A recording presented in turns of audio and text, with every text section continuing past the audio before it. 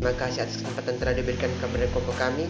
Kami akan menjelaskan materi mengenai siklus proses penggajian dan aset tetap. Materi yang pertama mengenai gambaran umum dan aktivitas penggajian. Secara teori, cek gaji dapat diproses melalui sistem utang usaha dan pengeluaran kas reguler. Namun, karena alasan kepraktisan, pendekatan ini memiliki sejumlah kekurangan. Antara lain, yang pertama, perusahaan dapat mendesain prosedur pengukuran umum yang ditetapkan untuk semua pemasok. Akan tetapi, prosedur penggajian sangat berbeda antar karyawan. Yang kedua, penulisan cek kepada karyawan memerlukan pengendalian khusus karena penipuan pembayaran gaji lebih mudah ditutupi ketika cek gaji dikombinasikan dengan cek untuk kegiatan dagang. Yang ketiga, prosedur pengeluaran umum didesain untuk mengakomodasi arus transaksi yang relatif lancar. Perusahaan bisnis secara konstan membeli persediaan dan pengeluaran kas untuk para pemasok. Ini sistem penggajian manual. Yang pertama, personalia. Departemen personalia menyiapkan dan menyerahkan ke Departemen Penggajian berbagai formulir kegiatan personalia. Dokumen tersebut mengidentifikasi para karyawan yang diotoritas untuk menerima cek pembayaran dan digunakan untuk menunjukkan perubahan dan tingkat gaji per jam, pemotongan, dan klasifikasi pekerjaan. Yang berikutnya, produksi. Karyawan produksi menyiapkan dua jenis kartu catatan waktu kerja, yaitu kartu pekerjaan dan kartu waktu. Yang berikutnya, akuntansi biaya. Departemen akuntansi biaya menggunakan kartu pekerjaan untuk mengalokasikan biaya tenaga kerja ke dalam akun WIP sebagai tenaga kerja langsung atau overhead. Pembebanan ini dirangkum dalam rangkuman distribusi tenaga kerja dan diteruskan ke Departemen Buku Besar Umum. Yang berikutnya, penggajian. Departemen Penggajian menerima tarif pembayaran dan data pemotongan gaji dari Departemen Personalia dan data jam kerja dari Departemen Produksi. Yang berikutnya, Departemen Utang. Staf administrasi utang usaha memeriksa kebenaran data gaji dan menyiapkan dua salinan tanda terima pengeluaran kas sejumlah gaji tersebut. Yang berikutnya, pengeluaran kas. Manajer di bagian pengeluaran kas menerima cek penggajian, memeriksanya, dan kemudian menandatanganinya, lalu mengirimnya ke pusat pembayaran untuk didistribusikan ke para karyawan. Staf administrasi menerima tanda terima pengeluaran kas dan daftar gaji. Satu cek untuk seluruh jumlah gaji ditulis dan disetor ke akun dana gaji. Yang berikutnya, pengeluaran besar umum. Departemen Buku Besar Umum menerima rangkuman distribusi tenaga kerja dari bagian akuntansi biaya dan tanda terima pengeluaran kas dari utang usaha. Yang berikutnya tentang pengendalian penggajian. Yang pertama, otorisasi transaksi. Formulir kegiatan personalia memberikan pengendalian otorisasi yang penting dalam sistem penggajian yang berguna untuk mencegah penipuan penggajian dengan mengidentifikasi karyawan yang diotorisasi. Yang kedua, pemisahan tugas. Fungsi penjagaan waktu harus dipisahkan dari fungsi personalia. Departemen personalia memberikan informasi tarif pembayaran ke bagian penggajian untuk karyawan yang dibayar per jam. Yang ketiga, supervisi. Wilayah lain yang berisiko adalah penjagaan waktu. Kadang-kadang karyawan memasukkan kartu untuk karyawan lain yang terlambat atau absen. Supervisor harus mengamati proses ini dan merekonsiliasi kartu waktu dengan kehadiran akurat. Mungkin itu saja materi dari saya. Sekian dan terima kasih. Baik, yang berikutnya catatan akuntansi. Jejak audit untuk penggajian meliputi dokumen-dokumen berikut. Yang pertama, kartu waktu, kartu pekerjaan, dan bukti kas keluar. Yang kedua, informasi jurnal yang berasal dari rangkuman distribusi tenaga kerja dan daftar gaji. Yang ketiga, akun buku besar pembantu yang berisi catatan karyawan dan berbagai akun pengeluaran. Yang keempat, akun buku besar umum, pengendalian pengkajian, kas, dan akun dana gaji. Yang berikutnya, pengendalian akses. Aktiva yang berkaitan dengan sistem penggajian adalah tenaga kerja dan kas. Keduanya dapat disalahgunakan melalui akses yang tidak benar ke dalam catatan akuntansi. Individu yang tidak jujur dapat memalsukan jumlah tenaga kerja melalui kartu waktu sehingga dapat menggelapkan uang kas. Pengendalian atas akses ke dokumen sumber dana dan catatan dalam sistem pembayaran hal penting seperti halnya dalam sebuah siklus pengeluaran. Yang berikut verifikasi independen. Berikut ini contoh-contoh pengendalian verifikasi independen dalam sistem penggajian. Yang pertama, verifikasi jam kerja. Yang kedua, pengurus pembayaran. Yang ketiga, utang usaha. Dan yang terakhir, buku besar umum. Poin berikutnya, sistem penggajian berbasis komputer. Yang pertama, otomatisasi sistem penggajian menggunakan pemrosesan batch. Karena sistem penggajian tidak sering dilakukan mingguan atau bulanan, sistem tersebut seringkali cocok dengan pemrosesan batch atau file berurutan.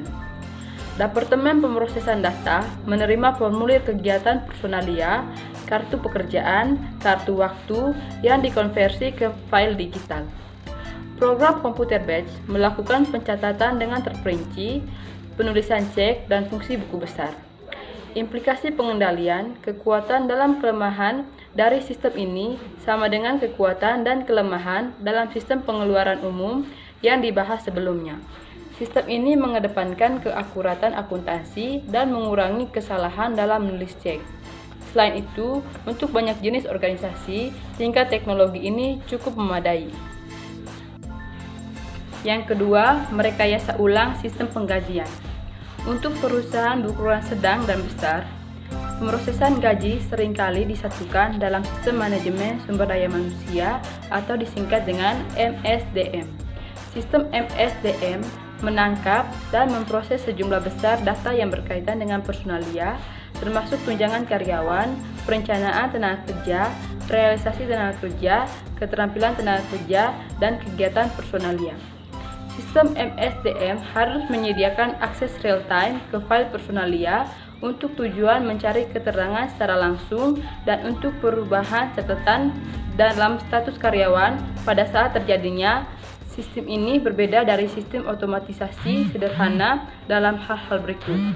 Yang pertama, Departemen Operasi mengirim transaksi ke pemrosesan data melalui terminal. Yang kedua, file akses masuk langsung digunakan untuk penyimpanan data. Dan yang ketiga, banyak proses sekarang dilakukan secara real-time. Personalia. Departemen Personalia melakukan perubahan dalam file karyawan secara real-time melalui terminal. Perubahan ini termasuk penambahan karyawan baru, penghapusan karyawan yang sudah tidak bekerja, perubahan jumlah keluarga karyawan, perubahan pemotongan gaji, dan perubahan status pekerjaan atau tarif pembayaran. Akuntansi biaya. Departemen Akuntansi Biaya memasukkan data biaya pekerjaan untuk menciptakan file pemanfaatan tenaga kerja. Penjaga waktu. Ketika menerima kartu waktu yang sudah disetujui dari supervisor pada tiap akhir minggu, Departemen Penjaga Waktu membuat file kehadiran saat ini. Pemrosesan data. Pada akhir periode kerja, tugas-tugas berikut ini dilakukan dalam batch.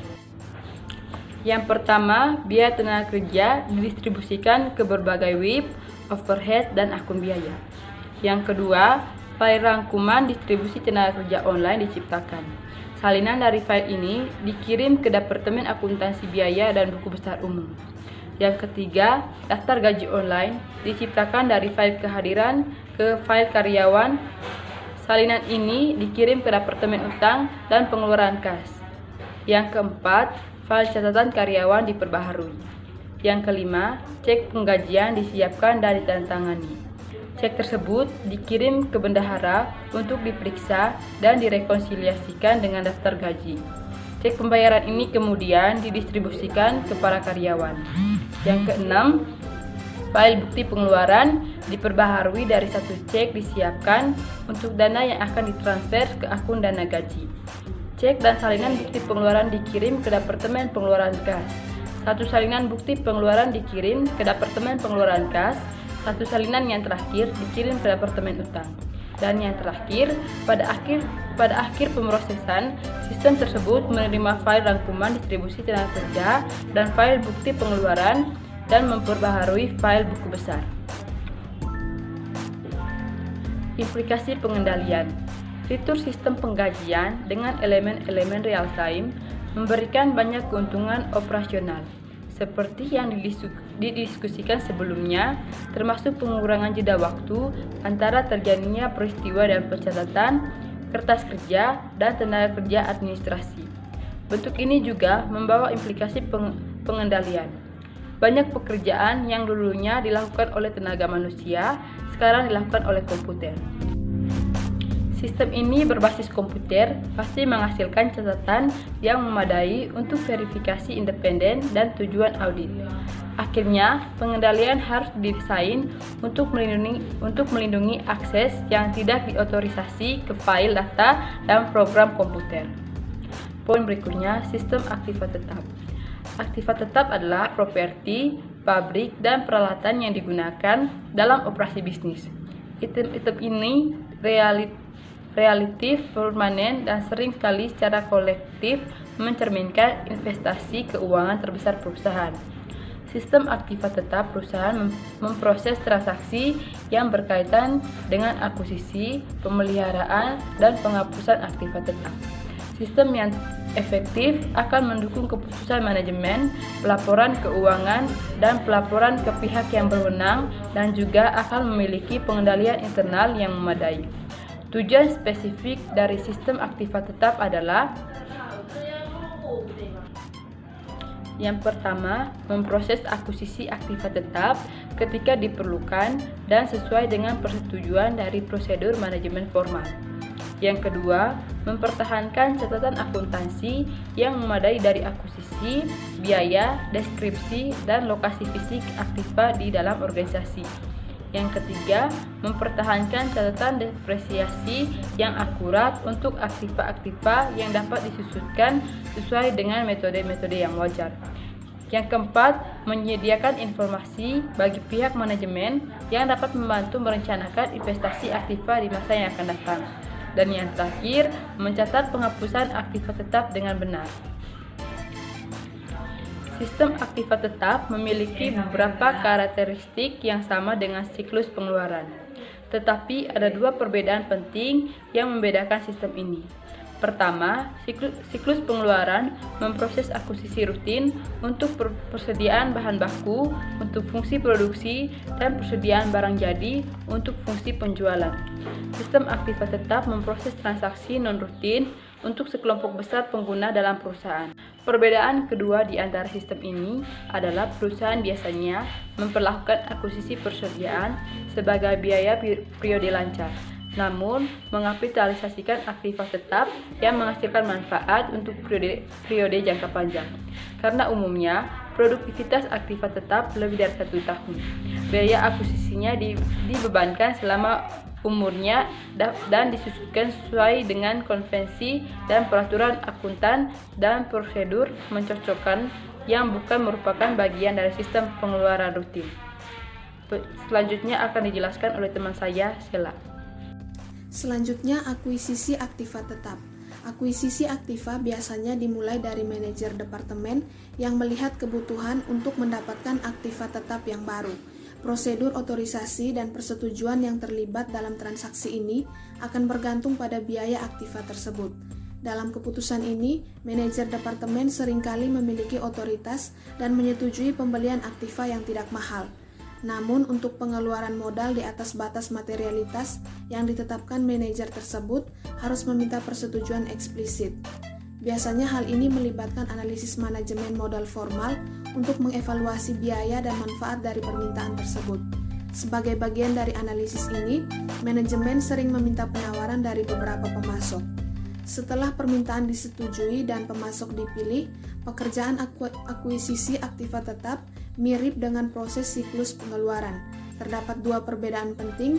Yang pertama, Departemen penerimaan mengirim aktiva tersebut ke pengguna atau manajer yang bersangkutan, bukan ke toko pusat atau gedung. Yang kedua, Departemen aktiva tetap bukan pengendali persediaan melakukan fungsi pembukuannya. Selanjutnya, pemeliharaan aktiva. Pemeliharaan aktiva melibatkan penyesuaian saldo akun buku besar pembantu aktiva ketika aktiva tersebut menyusut sepanjang waktu pemakaiannya, tidak termasuk tanah. Beberapa metode depresiasi umum yang digunakan adalah metode garis lurus, jumlah digit tahun, saldo menurun ganda, dan unit produksi. Metode depresiasi dan periode yang digunakan harus merefleksikan sedekat mungkin penurunan aktual kegunaan aktiva tersebut bagi perusahaan. Perhitungan depresiasi merupakan transaksi internal yang harus diproses oleh sistem aktiva tetap tanpa manfaat eksplisit dan peristiwa ekonomi atau dokumen sumber yang menggerakkan transaksi ini. Suatu catatan penting yang digunakan untuk memulai pekerjaan ini adalah jadwal depresiasi. Jadwal depresiasi menunjukkan kapan dan bagaimana depresiasi dicatat dan juga menunjukkan kapan depresiasi berakhir untuk aktiva tersebut atau memperpanjang umur ekonomisnya. Akhirnya sistem aktiva harus tetap mempromosikan akuntabilitas dengan menjaga jejak lokasi fisik setiap aktiva. Setiap catatan buku besar pembantu harus menunjukkan lokasi saat ini dari aktiva tersebut. Kemampuan untuk menentukan lokasi dan memverifikasi keberadaan fisik dari aktiva tetap merupakan komponen penting dari jejak audit. Selanjutnya, penghapusan aktiva. Ketika aktiva mencapai titik akhir dari umur ekonomisnya atau manajemen memutuskan untuk menghapusnya, aktiva tersebut harus dihapus dari buku besar pembantu aktiva tetap. Proses ini dimulai ketika manajer yang bertanggung jawab atas aktiva tersebut mengeluarkan perintah untuk menghapus aktiva tersebut. Seperti transaksi lainnya, penghapusan aktiva tetap memerlukan prosedur dan persetujuan. Pemilihan penghapusan aktivanya adalah menjual, membongkar, menyambungkan atau menghentikan penggunaan aktiva tersebut. Laporan penghapusan aktiva yang menjelaskan disposisi akhir dari aktiva dikirim ke Departemen Akuntansi Aktiva Tetap untuk mengotorisasi penghapusannya dari buku besar. Yang berikutnya, sistem aktiva tetap berbasis komputer. Sistem aktiva tetap berbasis komputer menggunakan sistem real time. Tapi perusahaan yang memproses transaksi aktiva tetap dalam jumlah besar menggunakan pemrosesan batch untuk menyederhanakan bagan alir dan berfokus pada fitur utama dari sistem tersebut. Langkah-langkah pemrosesan utang usaha dan pengeluaran kas telah dihilangkan. Berikutnya, prosedur akuisisi. Proses dimulai ketika staf administrasi akuntansi aktiva tetap menerima laporan penerimaan dan bukti kas keluar.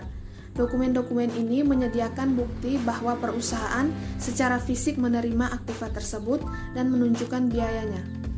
Staf itu menggunakan terminal komputer untuk membuat catatan aktiva tersebut dalam buku besar pembantu aktiva tetap. Selain informasi biaya historis, staf juga memasukkan data spesifik tentang umur ekonomis aktiva, nilai sisanya, metode depresiasi yang digunakan, dan lokasi aktiva dalam perusahaan. Sistem aktiva tetap secara otomatis memperbarui akun pengendali aktiva tetap di buku besar umum dan menyediakan voucher jurnal untuk buku besar umum sebagai bukti dimasukkannya data tersebut.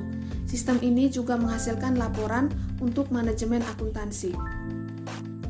Berdasarkan parameter depresiasi yang terdapat dalam catatan aktiva tetap, sistem tersebut menyiapkan jadwal depresiasi untuk setiap aktiva sejak akuisisi aktiva itu dicatat pertama kali. Jadwal itu disimpan dalam file komputer untuk memfasilitasi perhitungan depresiasi yang akan datang. Berikutnya, pemeliharaan aktiva. Sistem aktiva tetap menggunakan jadwal depresiasi pada akhir periode secara otomatis. Tugas khusus ini mencakup yang pertama, perhitungan depresiasi periode saat ini.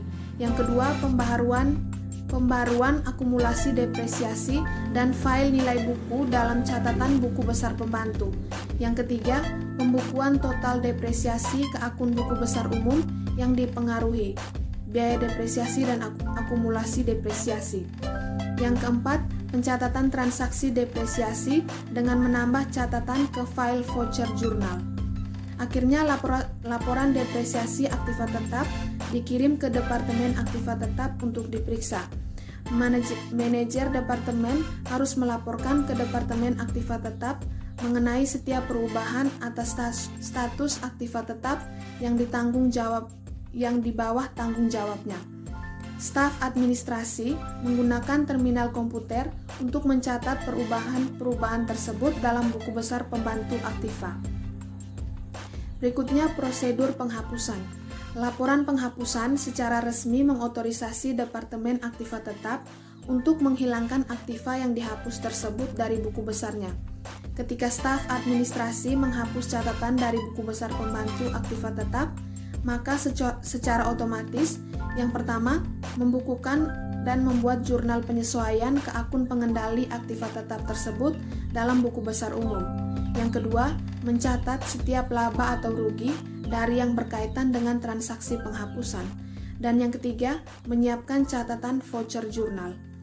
Laporan status Aktiva Tetap yang berisi rincian penghapusan tersebut dikirim ke Departemen Aktiva untuk diperiksa. Berikutnya, mengendalikan sistem Aktiva Tetap. Karena adanya kesamaan antara sistem Aktiva Tetap dengan siklus pengeluaran, pengendalian Aktiva Tetap akan difokuskan pada 3 area yang berbeda dari sistem-sistem tersebut, yaitu otorisasi, supervisi, dan verifikasi independen. Yang pertama, pengendalian otorisasi. Setiap transaksi harus digunakan dengan permintaan tertulis dari pengguna atau departemen.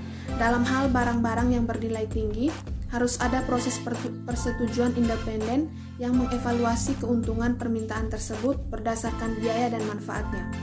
Yang kedua, pengendalian supervisi. Karena aktiva modal secara luas didistribusikan ke seluruh perusahaan, aktiva ini rentan dengan pencurian dan penyalahgunaan, dibanding dengan persediaan yang aman disimpan di dalam gudang. Oleh karena itu, supervisi manajemen merupakan elemen yang penting dalam keamanan fisik Aktiva Tetap.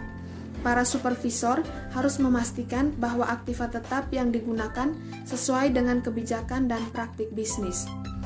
Dan yang ketiga, pengendalian verifikasi independen. Secara berkala, auditor internal harus memeriksa akuisisi Aktiva Tetap dan prosedur persetujuan untuk menentukan kelayakan faktor yang digunakan dalam analisis. Auditor internal harus memverifikasi lokasi, kondisi dan nilai pasar dari Aktiva Tetap perusahaan dibandingkan dengan catatan Aktiva Tetap dalam buku besar pembantu. Selain itu, pembebanan biaya depresiasi otomatis yang dihitung oleh sistem Aktiva Tetap harus diperiksa dan diverifikasi keakuratan dan kelengkapannya. Kesalahan dalam menghitung depresiasi dapat menyebabkan kesalahan dalam biaya operasi, pelaporan pendapatan, dan nilai aktiva.